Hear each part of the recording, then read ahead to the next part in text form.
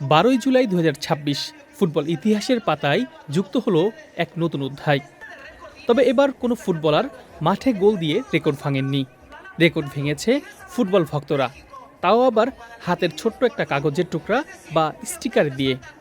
Sports কালেক্টিভলসের দুনিয়ায় রাজত্ব করা ব্র্যান্ড প্যানিনি অফিসিয়ালি রেকর্ড ভেঙে দিয়েছে গিনেস ওয়ার্ল্ড রেকর্ড। প্যানিনির ফুটবল বা ফিফা ওয়ার্ল্ড কাপের স্টিকার জমানো শুধু একটা শখ নয়, এটি বিশ্বজুড়ে কোটি কোটি ভক্তদের কাছে এক আবেগের নাম।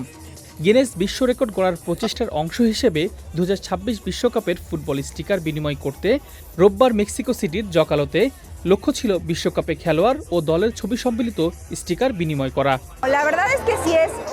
অ্যালবামটা পূর্ণ হলো কিনা তা বিবেচ্য নয়। আমি এসেছি এখানকার কার্যকলাপ ও পরিবেশ উপভোগ করতে।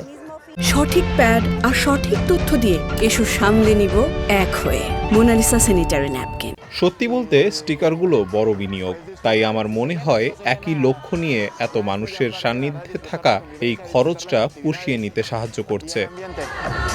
সবচেয়ে বড় স্পোর্টস স্টিকার এক্সচেঞ্জের রেকর্ডটি ছিল 2577টি 1-to-1 বা সরাসরি স্টিকার বিনিময়ের। প্যানিনির লক্ষ্য ছিল 2026 সালের এই মেগা ইভেন্টের মাধ্যমে সেই পুরনো রেকর্ডকে গুড়িয়ে দেওয়া। আর এই জন্য তারা বেছে নেয় এক ভিন্নধর্মী আইডিয়া, মাল্টিপল ভেন্যু ট্র্যাকিং বা একাধিক স্থানে একযোগে ইভেন্ট আয়োজন।